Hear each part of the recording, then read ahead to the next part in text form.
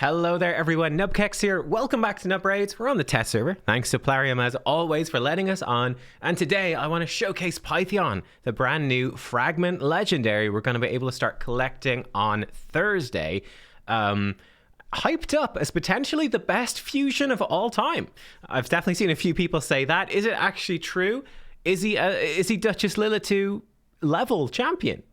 Let's find out together here in today's video. Let's see if it's true or not. Quickly running through his kit, then I'll show you how he's built. I've recorded a run in Hydra as well to show you sort of how he works there. And then we'll dive into some arena as well. So, checking him out then, his A1 Rapacious Staff double hitter, going to heal the ally with the lowest HP by 5% of this champion's max HP after each hit. It's a little bit of healing. It's not that much really, but it's kind of a nice little bonus. His A2 Shed Skin is actually really strong though. 3-turn cooldown when booked. Full team cleanse, all debuffs gone on your whole team, heals them by 10% max HP, extra 5% max HP for each debuff removed, and then puts block debuffs on all allies for 2 turns. Now, the healing that this move does is actually fairly low. It's not that good. It's, again, kind of like his A1. It's something, it's nice to have, but it's not really that much. But being a full team cleanse on a 3-turn cooldown by itself is really good, but then the block debuffs in there as well makes this an excellent move.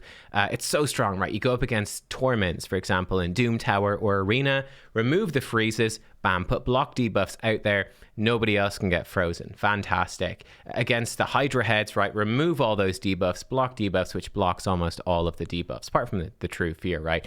Very, very powerful. Great move in the arena as well as a team cleanse. Fantastic move. His A3 then, Immortal Serpent, is a 4-turn cooldown, full team revive, half HP in turn meter, and with strengthen. So it's not the best AoE revive in the game, but it's pretty good. They're coming back at decent health, and the strengthen will help them to survive. And it's got a good cooldown at 4 turns, so this is a very solid move as well. Then he's got a really great passive too, Overlay. Allies take 5% less damage from skills for each buff on them, stacking up to 25%. So another 25% damage reduction. That's again a great chunk of damage reduction. Fantastic in especially PvE content where you can ensure you've got lots of buffs on your team, or you could, put him with something like Mithrala in the arena and be really nasty, very difficult to actually take down that team and kill them. With all that extra damage reduction that you'll get from all the buffs that someone like Mithrala, a guaranteed champion, puts out, for example. So pretty cool. 60 resistant all battle as well. Very nice. How have I built him then? Looking at all this stuff, well, I want him to be good for PvE, for stuff like Hydra, but also a very powerful champion for the arena.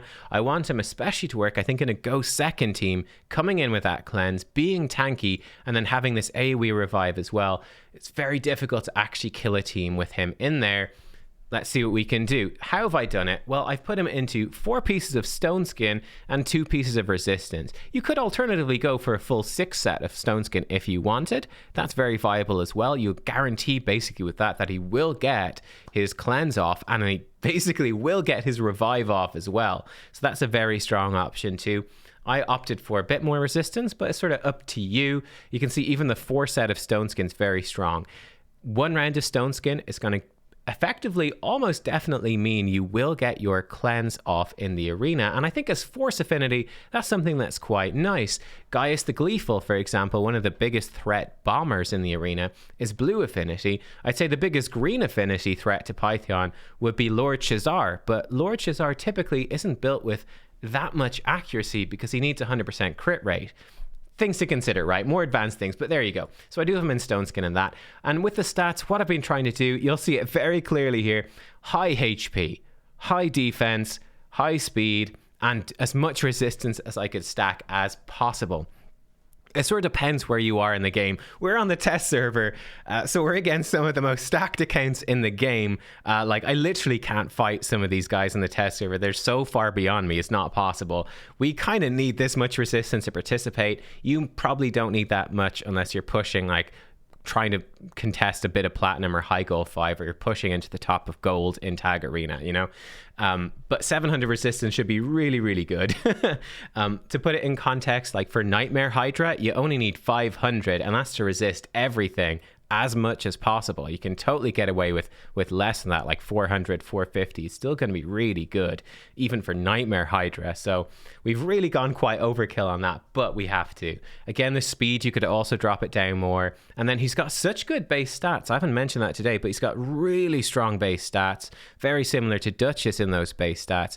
Going to make it easy to build him to be tanky. So that is what I've done. If you don't have Stone Skin, sets like Bolster, just any sets that are going to make him as survivable as possible, I think are a good idea. So you can see the sort of pieces I've got to enable this. We're looking for pieces with lots of resistance and speed, basically, and then any defensive stats. So right here, we got actually a quad speed. It's my first ever quad speed ever in the game, which was great. This one's really nice. HP percent with resistance, speed, and defense percent.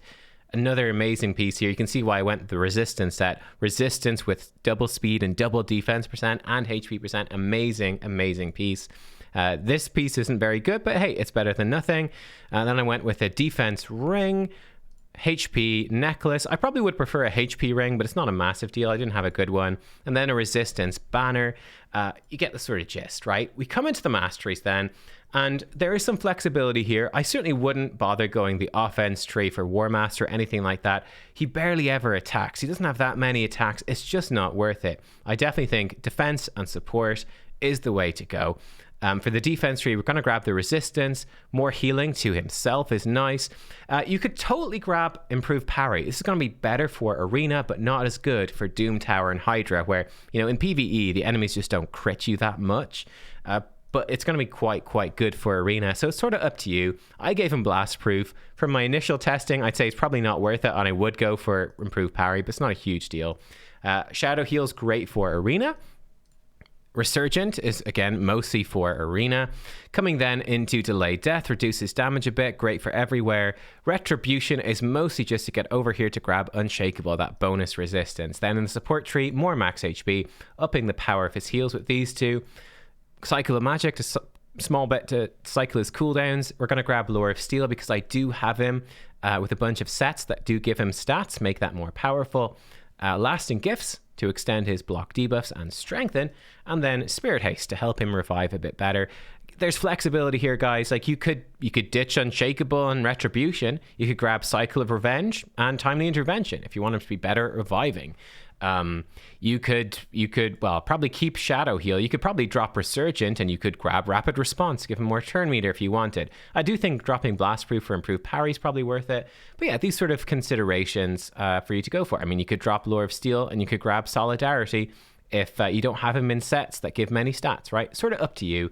Bit of flexibility there, but I think generally speaking, this is the way to go. Just build him as like the ultimate tank, the ultimate support, and it's going to serve you well. Now, let's dive into Hydra. So, Hydra. I did test them out in Nightmare. What I decided to do was, this is the team that I normally use. This one right here, which was like the old school classic Duchess style team. I use Elva in there. And Elva is a pretty good substitute. She's got a very similar move to our boy Pythion with a full cleanse, block debuffs. She does bring increased speed, however, as a bonus. She has the single target revive. Then she has a nice passive where it does a lot of healing and puts out some perfect veils. And I find that this team does work. It can be a little sketchy against the Fearhead because the perfect veils are not very consistent, though Krisk does extend them. But we get to bring in basically 3 full damage dealers in this team. I'd actually love to swap out Geomancer for Tila. Check out my Tila video if you haven't, but Tila's insane now. Tila would be amazing here because I just want to go in full auto. I don't want to have to target Geomancer, and she'd bring the Hex, the Leech, AoE burn. Tila, new Tila is just fantastic, so Tila would be perfect. But anyway, that's sort of a point aside. Duchess this is like a typical Duchess team, or Siphi can go in here as well. How would Pythion compare to them? And what I found was, I did test this out, didn't work. Why? Because Pythion doesn't have, like a Duchess does, perfect veil, right? Duchess comes in, gives you all perfect veil. Also, the resistance aura, my team's not built for that. Whereas the speed aura, I did build specifically for that speed aura, so that made it a bit more difficult. The resistance aura, not quite as useful unless you build around it. I'm in the position where I built around the speed aura. So I found it awkward. The main problem was that we'd really get messed up by the Head of Torment. Like Krisk in particular, Elva protects him, Sifi can protect him, Duchess can protect him from the fear. So he's throwing out AoE attacks all the time, and if he misses ally protection, if he misses his provoke, stuff goes bad really quickly. So it didn't quite work. Let's dive into a run. I've sped it up slightly. We're not going to watch the whole thing. I'll skip around. This is the team I actually ended up using. So what I think you want to do with Pythion, you really want to combine him with either somebody else with Perfect Veil, or I think most likely this guy right here with Inquisitor Shamael. I think is what most people will do. Reason being that Pythion already brings you revive and some healing. A lot of the other Perfect Veil champs bring a lot of healing and team support. There wasn't really anyone that jumped out to me immediately as being really good with the Perfect Veil to go with Pythion. That's not overkill for what you already have. So I think Inquisitor Shamael is probably the go-to, and he can like boost you and do all sorts of things. So you can see right here, we've got Geomancer in the lead for the aura, and he is being boosted by Shamael. If Geomancer dies or gets devoured, Royal Guard's going to be boosted by Shamael. Then I think I have Krisk or Pythion. I think I have Pythion then next, so Pythion can revive them if basically the others die. And then we've got Krisk going in there after that. Pythion's just not in danger of dying, so it doesn't really matter. So you can see we're definitely getting smacked around a bit, and the Pythion passive is actually doing good work there, right? This is quite a difficult rotation for this team because Ugo it's basically the only rotation where it matters, where Ugo's bad affinity for Head of Wrath. There's one other rotation, but it's much easier, so it doesn't matter. This is the one that's actually hard because Wrath is bad affinity, so we will get increased attack and get a bit sketchy. So here's where I think the Pythion, his passive actually being very useful. Now, is it as good as Duchess? No, it's not. It's not as good as Duchess.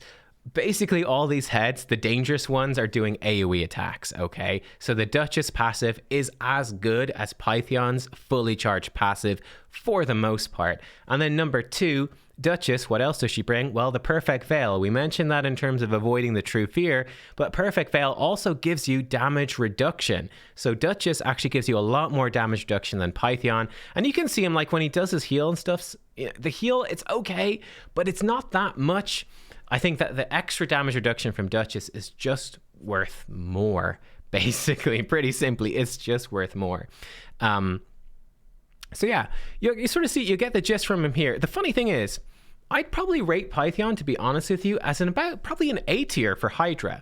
It obviously depends on your account. You could put him with like, I just don't think he's as impactful in general as a champion that's S tier for Hydra, which would be someone like, you know, the best of the best, like a Duchess, a Krisk, a Krizia, Nekmothar. I don't think he's quite that good. He's definitely a step down, a little bit of a step down from Duchess, but still an extremely good champion that most people are going to be using in a team. And like I said, he goes very well with those Shamael style teams in particular.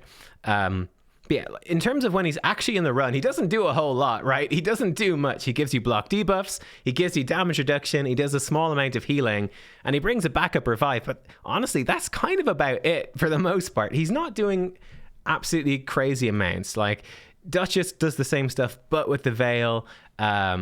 We've got Elva does similar stuff, but she does a ton more healing, and she brings you increased speed and some veils, Sifi, etc. So I don't think he's as good as Duchess, Sifi, Elva. He's a little bit behind, but still could be very solid. And if this is the type of champion that you're struggling to have, you're struggling for a reviver in Hydra, this could be the way to go. Again, probably Shamael with him, most likely, and you're gonna want to have probably a mischief tank as well, someone like a Krisk or a Skull Lord Vargal, something like that, because he puts out block debuffs. You really don't want the Head of Mischief to steal block debuffs and spread it around. If that happens, you are in a ton of trouble. So yeah, but look, this is like a fairly basic style team, apart from the Krisk is obviously hard to get, that you could use. It's really hard to know exactly what to build depending on what you guys have, and you've got a lot more lenience with the lower levels, but you can see we did get through. We're smashing on through. This particular run, we actually only just about one keyed Nightmare actually with this particular team. We only just about got there, but we did get there.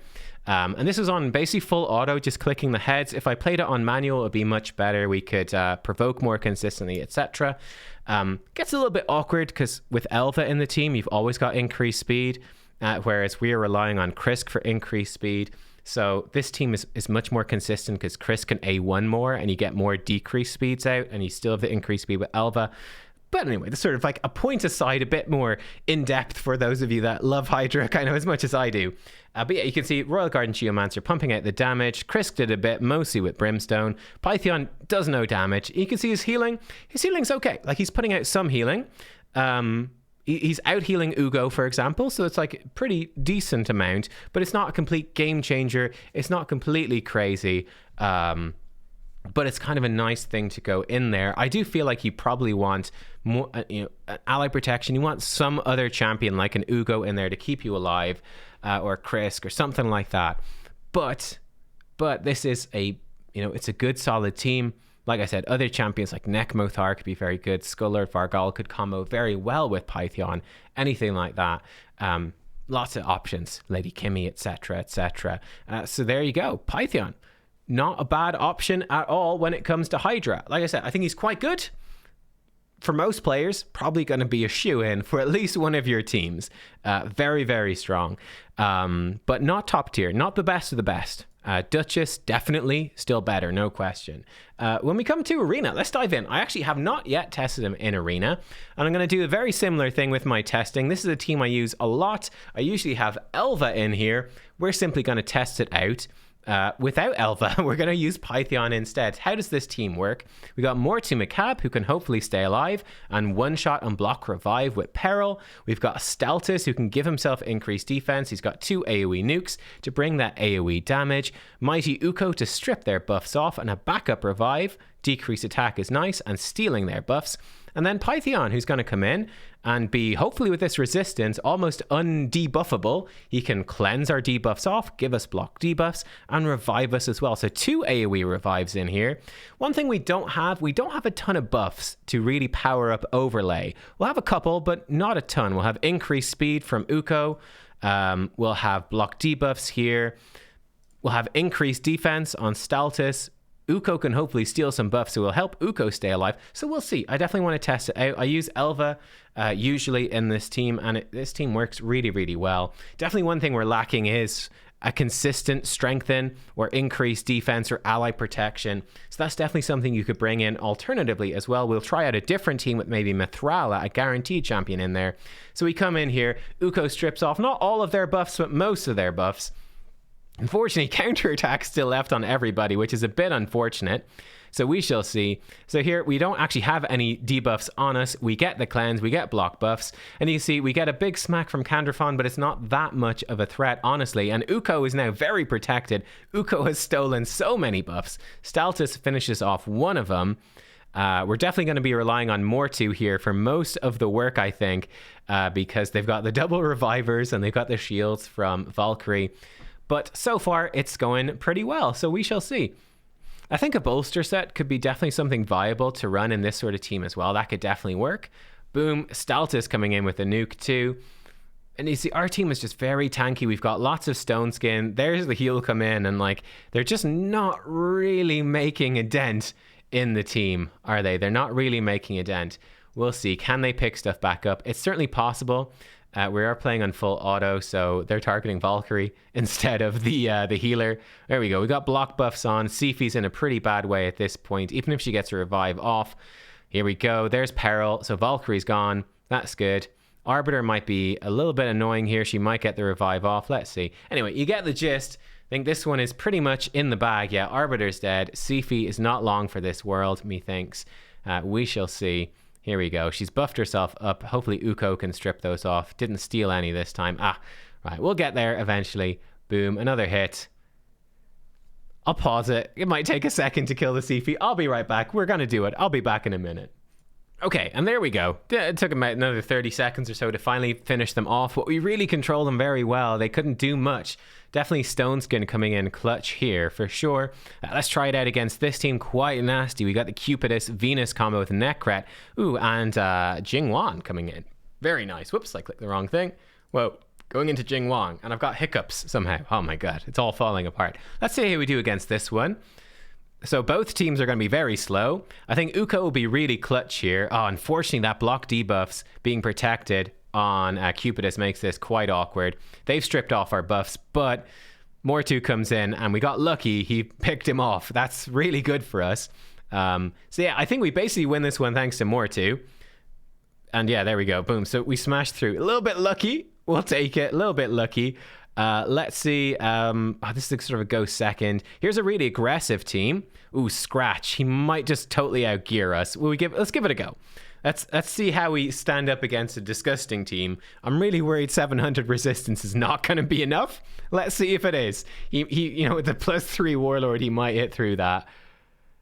Yeah, he totally did. Increase cooldown. Oh, no. It's not enough. It's not enough, guys. We're going to get smashed now. He also stripped all the stone skin, pretty much. Oh, it's brutal. It's brutal. 700 resistance. Just not enough, guys. It's just not enough. And we're going to get taken down. Scratch too strong. Too strong. Goodbye. He didn't even have an increase accuracy aura. He just has the better gear. Let me see. That's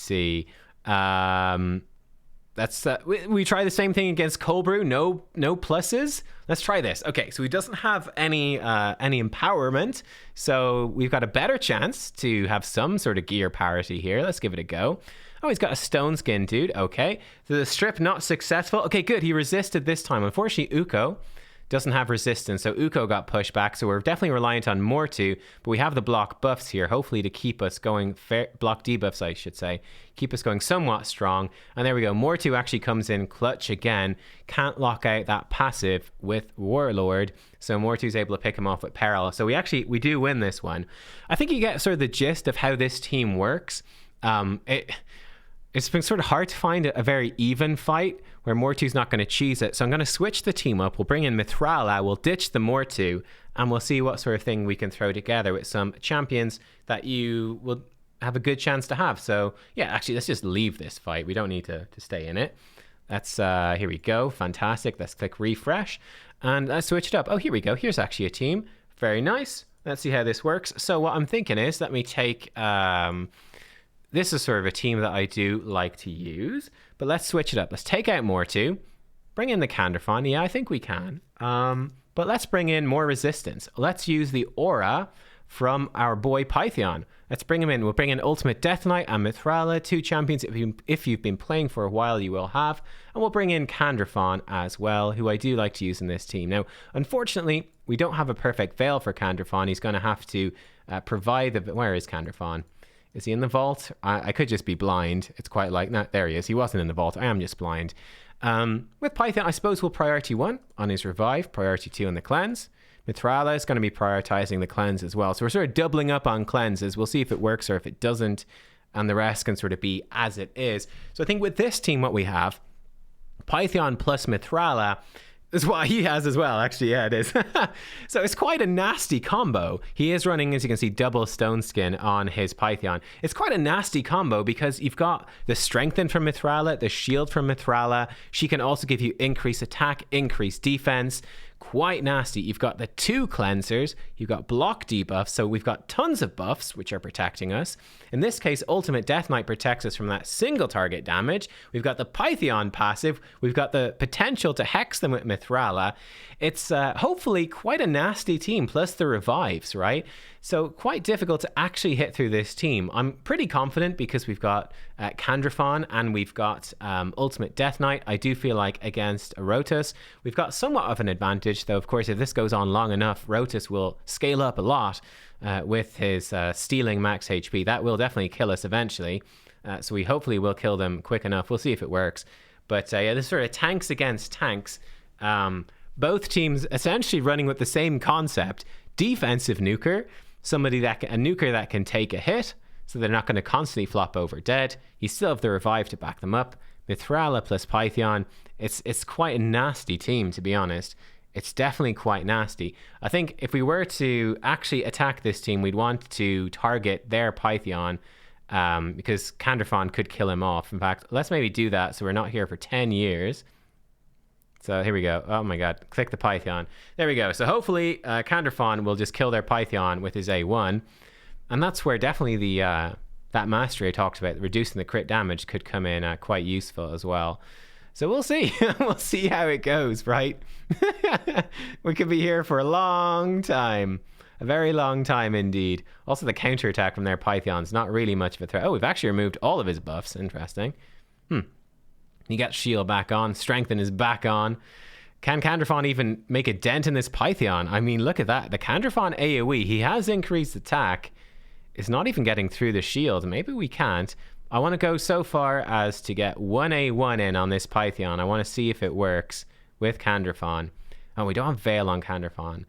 Hang on. Might take a minute. Ooh, we've got the... We're really having our turn meter messed up by Valkyrie as well. We definitely need the one shot. Ooh, we're almost about to lose Ultimate Death Knight too. That's not ideal. We'll see our Pythion revive. So we'll let this run for a second more. We'll get to see the revive come in eventually. One of these days. Now, a cleanse and a bit of a heal. Maybe no revive yet. Want to see Candrafon. Oh man, look at that. The A1. It doesn't make a dent. I think this is kind of a stalemate, honestly. That's actually crazy. Like how tanky that Pythion is. He's so tanky, isn't he? And like you'd need to bring increased accuracy to debuff Mithrala. I think this is a very potent combo. I expect this is the combo most people will probably run. Will be Pythion, Mithrala, then some other sort of champion to keep you alive, defend you. Valkyrie, obviously a great option. Ultimate Death Knight, great option. Any sort of protection style champion. And then bring in some sort of tanky enough nuker. Someone that can survive well enough on their own, but also do a lot of damage. So things like Candrafon, Rotus, all of that. But my goodness, like I feel like let's see if Candrafon hits them while he has a veil on. Maybe that will help. Oh, like we get through the shield, but only barely, and they've got 2 shields. I don't know if we can do this, my dudes. I think we will ultimately lose because Rotus will just hit too hard eventually. This could be a stalemate. Right, I'll pause it. I'll be back. I'll let it run a little bit longer, but I think we've hit a bit of a dead end. I'll be right back. Yeah, look at that. Honestly, like we went through 4 minutes. That's a 4-minute arena battle. Look at the damage. Like Candrafon was able to do almost no damage against this enemy team. He could do almost nothing. Ultimate Death Knight with Brimstone did most of it. Same thing for the enemy there. Rotus did a bit more, but also not very much, right? I think, man, that's a very impressive showing from Pythion right there. Very, very strong. And this is where I think the affinity being different from Duchess kind of adds an interesting dimension to it. But I think with Mithrala, it's very strong. You got the double cleansers, you got block debuffs, strengthen, shielding, increased defense. You've so much, and the Pythion passive just becomes almost impossible to kill anyone. I think that's actually pretty cool. So there you go. Oh, let's see how would it stand up against just the full nuke team, increase accuracy, strip us, and then having Jorgid hit us. This might go pretty badly. We don't have reaction so on Pythion, but let's see this one with this team. How do we sort of stand up against it? So they could, yeah, they managed to strip Mithrala, but we do have the double. Oh, and they've killed Ultimate Death Knight in one hit. They killed the others pretty well. There we go. We got the revive off. Let's see how we do now. We get the buffs on. Okay. So we're still alive. We are going to get the reset from Kymar, though. So this is the real test. He's going to absolutely slam us right now. One shot one of us. He's come in March of 10. Yeah, we are going to get taken down here, unfortunately. They just have too much damage right here. Oof. But we put up a bit of a fight. But yeah, the Jorgid too strong. Can we have another revive? No, we're going to die. I don't think we had it back anyway. So yeah, against this team, close. And pretty interesting stuff, though. We put up a fight. Bit unlucky. We'd have to have the Mithrala, I think, be protected by Stone Skin to make this one work. Ooh, man, Jorgid, though. Jorgid doing work. Interesting stuff, huh? Interesting stuff. There you go, guys. I hope you enjoyed. I thought this was a really nice team as well here from Jack Ono. But yeah, bit of a look at Pythion and some of the things that he can do, some of the ideas. What do I think of this champ? I think this is... Yeah, I thought for Hydra, I'd give him like sort of the A, maybe A+, you know, like not as good as Duchess or Elva or Sifi, but a small step below those. He definitely brings you a lot of protection with this passive, the cleansing, the block debuffs. He really does reduce the damage you take in a big way, and he brings a revive. So definitely a worthy champion for that, and for all sort of Doom Tower dungeon-based content. He just doesn't do a ton of damage or much else in that sense, like Duchess kind of does with the increased attack and all that, and Sifu the increased speed, Elva increased speed. They should up your offensive potential a bit. He really doesn't. And then when it comes to arena, I thought he's very impressive as well in the arena. Very tanky. Overlay really ups the tankiness of your team. The cleansing, the block debuffs, the revive, it's all very strong. It's actually quite impressive stuff on the whole, I thought. Not foolproof, but you kind of saw both sides of it there. Very, very effective nonetheless. Guys, thank you for watching. Hope you enjoy the showcase of Pythion. Let me know what you think. I highly recommend you grab this champion. I think this is a champion you will want to have for sure. There we go. Hope you enjoyed. Make sure to like, comment, subscribe, all the rest, and I'll see you all next time. Bye-bye.